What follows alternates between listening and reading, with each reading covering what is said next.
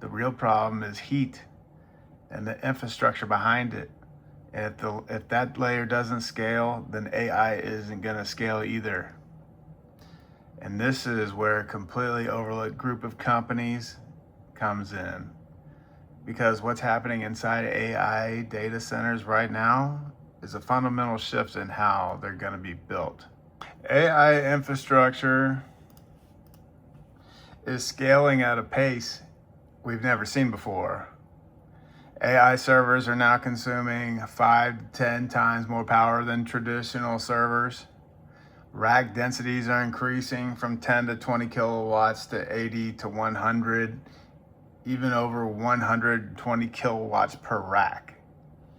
And hyperscalers are spending tens of billions of dollars per year building out infrastructure.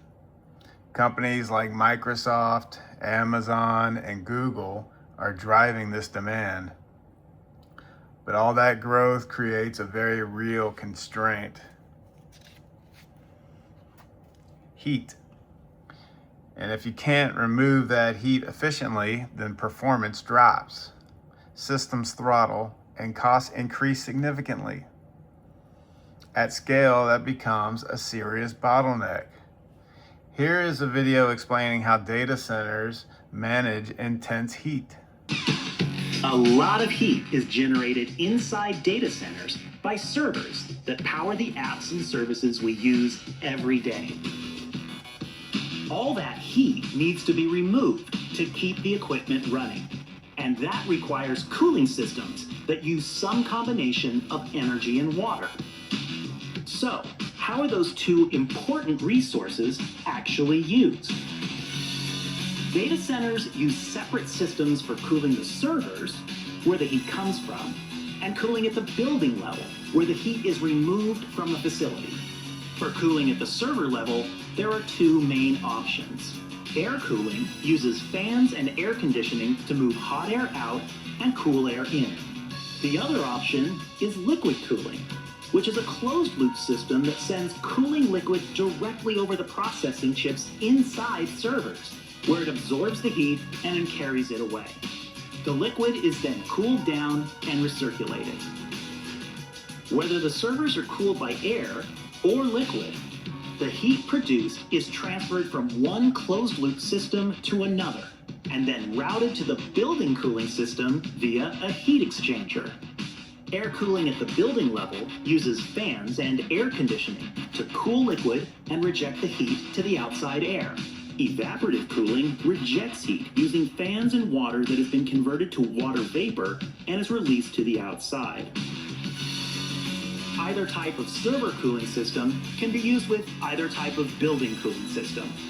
Data center operators have to balance their use of energy and water resources in a responsible way, in addition to considering which cooling methods and which combination of methods will most efficiently manage heat. As demand for data center capacity grows, responsible design choices can help support a more sustainable digital future.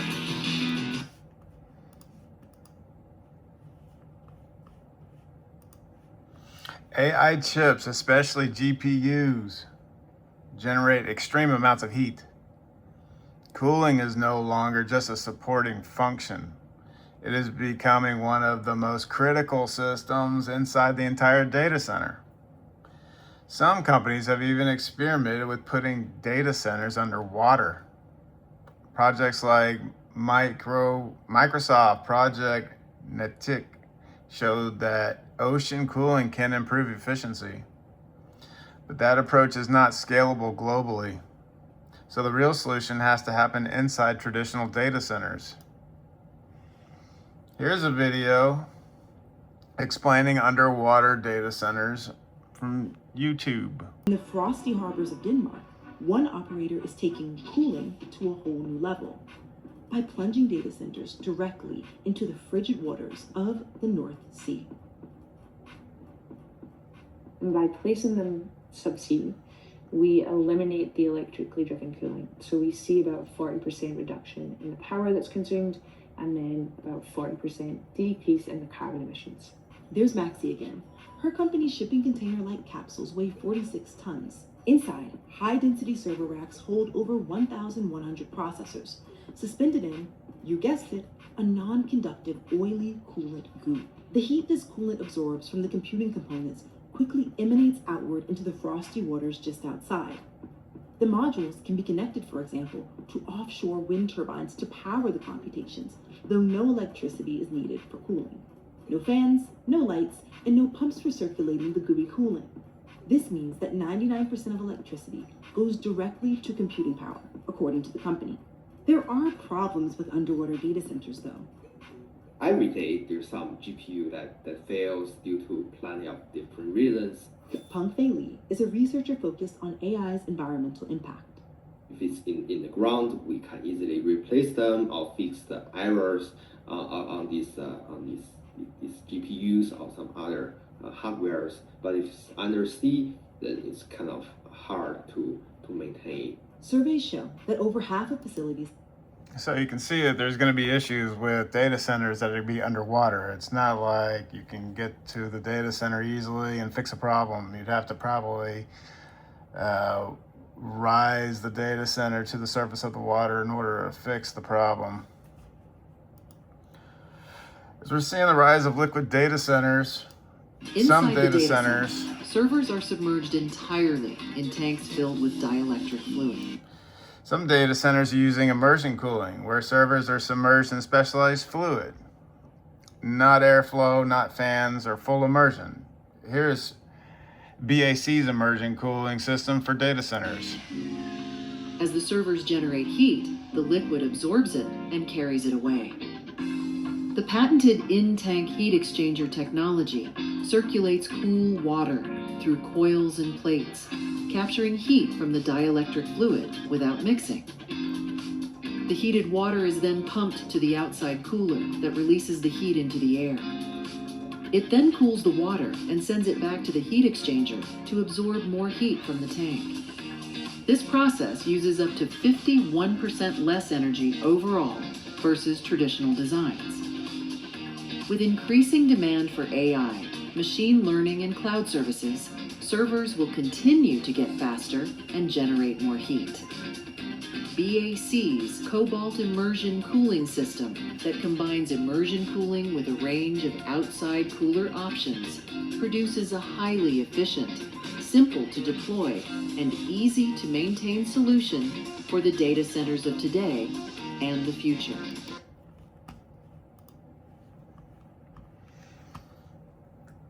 At the same time, systems powered by GPUs from NVIDIA are pushing infrastructure to new limits. Racks are moving from 10 to 20 kilowatts to 80 to 100 to even 120 kilowatts per rack. That is not a small increase. That is a completely different system. And this is why NVIDIA is pushing 800 VDC power on-site energy storage. Not sci-fi, not a concept car. This is how next-gen AI factories get faster, greener, and easier to scale. Here's the deal. Training giant models takes massive power. Today, most data centers bring in AC, convert it to DC at every step, and waste a lot of energy and space along the way. NVIDIA's 800V DC ecosystem flips that script. Bring in high voltage DC once, move it efficiently, and feed racks directly. Cutting conversion losses, cabling bulk, and heat. Think highways instead of side streets. Higher voltage means lower current for the same power. So cables can be thinner, runs can be longer, and losses drop. So you can see where data centers are going from the past few videos and this video. You want speed, photonics, lasers in order to move data as fast as possible, and you want cooling as fast as possible because heat is going to slow down the data that moves between each rack. And here is animation of data center power chain. So infrastructure that worked just a few years ago no longer works today. Cooling has to evolve. Power has to evolve. Infrastructure has to evolve. or AI is going to hit a wall. When you break this down, AI data center infrastructure comes down to 3 core categories.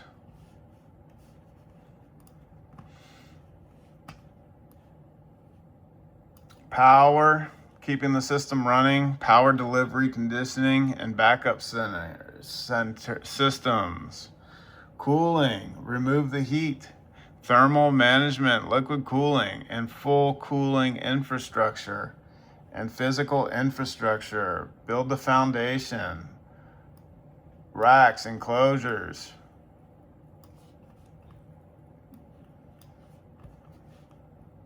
Electrical systems and integrated infrastructure.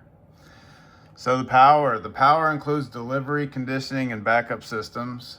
Companies like Vertiv Power Management, UPS, and Critical Power Systems, and Eaton Power Management and Distribution Solutions. Their role is to keep systems running without interruption. The cooling is to remove the heat. It includes thermal management, liquid cooling, and full infrastructure systems.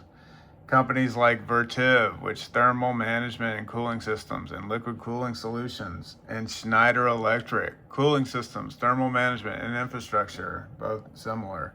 And Supermicrocomputer are building this layer. Supermicrocomputer, liquid cooling solutions, and AI servers. I got a video about Supermicrocomputer. Let's see if I can find it. Supermicrocomputer talking about their liquid 5 cooling. megawatt water tower that is connected to our manufacturing facility to test out all these racks and racks of liquid cooled systems. And guess what? That's not enough. So we are adding another 5 megawatt facility. This is a 5 megawatt tank of water. Here is to mimic the customer environment, validate end to end as a part of our total IT solution strategy.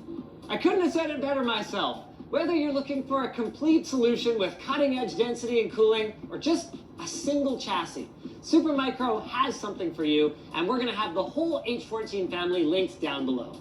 Thanks, Supermicro, for bringing me out here for the... Back to the graph.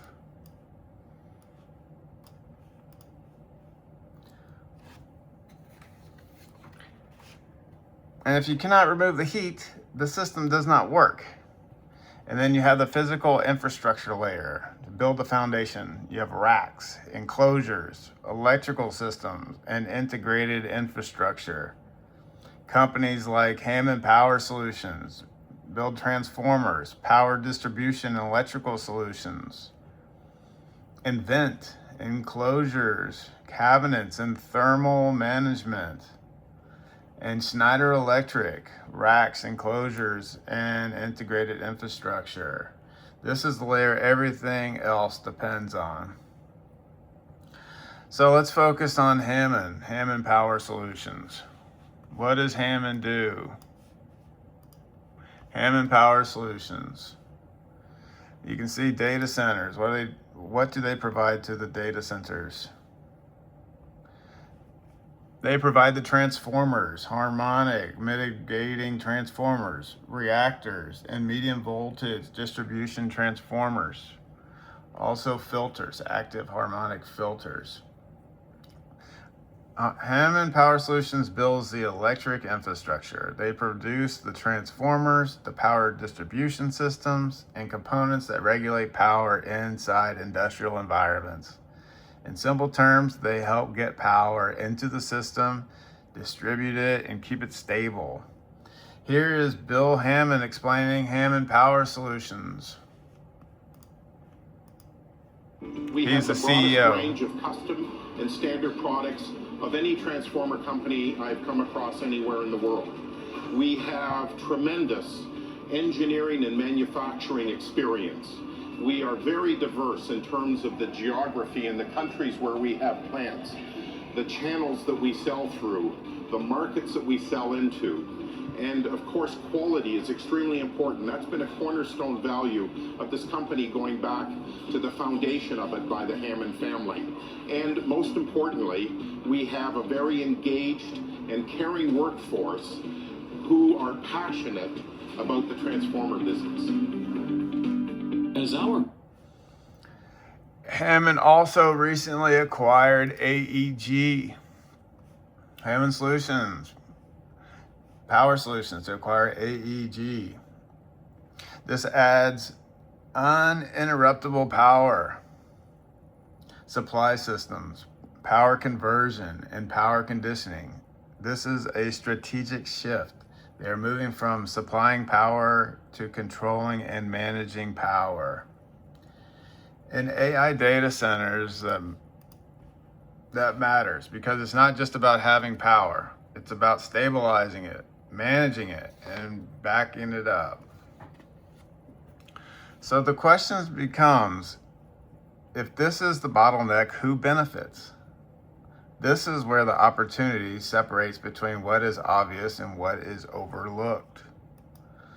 If you want the company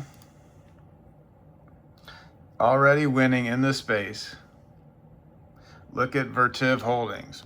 Vertiv Holdings at $300.15.